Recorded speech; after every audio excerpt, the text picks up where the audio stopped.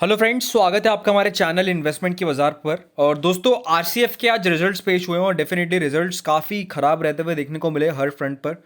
Company की अगर अपन result की बात करेंगे तो कंपनी का कुछ रिजल्ट इस प्रकार से रहा है, जहां पर कंपनी का जो नेट प्रॉफिट है वो ईयर ऑन ईयर बेसिस पर 95% घटा है। 11 करोड़ पर इस क्वार्टर में कंपनी का नेट प्रॉफिट आया है। रेवेन्यू 4,900 करोड़ पर आया है, लगभग 21% रेवेन्यू घटा है।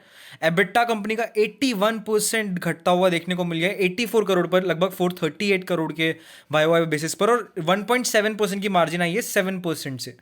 तो आप कह सकते हैं कि क्वार्टर सबसे वर्स्ट क्वार्टर जो है अपना आरसीएफ का रहता हुआ देखने को मिला है। अगर अपन क्वार्टर ऑन क्वार्टर बेसिस पर भी देखेंगे तो पिछले क्वार्टर में कंपनी का जो आप कह सकते हैं नेट प्रॉफिट था वो 51 करोड़ का था, और इस क्वार्टर में कंपनी का आप कह सकते हैं प्रॉफिट आया ऑलमोस्ट 11 करोड़ का।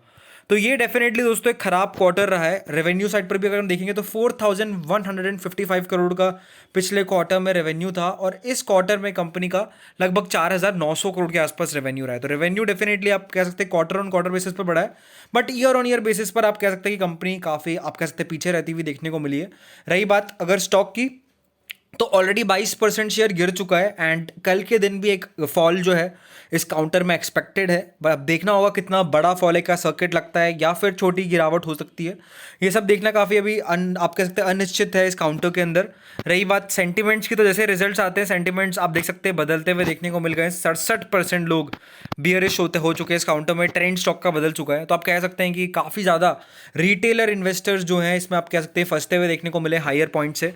एंड रही बात स्टॉक के सपोर्ट लेवल की, तो अब नीचे में अगर अपन देखेंगे तो 130 का एक क्रूशल सपोर्ट है। अब देखना होगा कल 130 का लेवल रीटेस्ट करता है कि नहीं करता है काउंटर।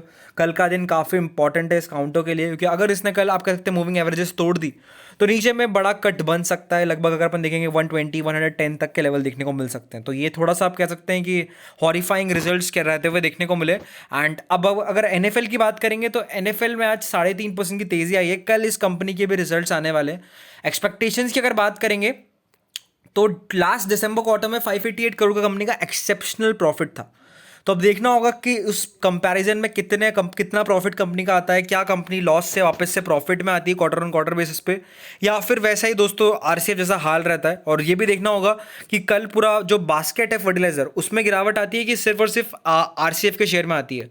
तो ये भी देखना दोस्तों कल ज़रूरी होगा। और डेफिनेटली एक और पीएसयू कंपनी एनएफएल की भी अपने को कल नतीजे पेश होते हुए देखने को मिलेंगे। तो यहाँ पर भी सबकी निगाहें होगी। वैसे एक्सपेक्टेशंस अब कह सकते हैं कि थोड़ी कम ही रखेंगे लोग, क्योंकि जिस हिसाब से दूसरी कंपनी आरसीएफ के रिजल्ट्स खराब आए, हो सकता है इसके भी नतीजे 19-20% के आसपास रहते हुए देखने को मिले। एंड यहाँ पर अगर अपन रेजिस्टेंस की बात करेंगे तो स्टॉक ऑलरेडी काफ़ी बीटन डाउन हो चुका है। 130 रुपीज़ के लेवल से 101 रुपीज़ के लेवल्स पर आ चुका है। तो अब यहाँ पर नीचे में 95 रुपीज़ का सपोर्ट अपन कह सकते हैं बना है। अब ये देखना होगा कि सपोर्ट पर कितने टाइम तक स्टॉक टिकता है। असली ब्रेकआउट लेवल जो है वो हाईयर साइड पर 105 रुपये के बाद का है। तो ये लेवल्स आप फोकस में रखिए इस काउंटर के अंदर। बाकी डेफिनेटली कोई भी डिसीजन लेने से पहले अपने फाइनेंशियल एडवाइजर से ज़रूर आप कंसल्ट करें। एंड अगर आपको वीडियो अच्छा लगा चैनल को लाइक करें, शेयर करें, सब्सक्राइब करें। Thank you this video.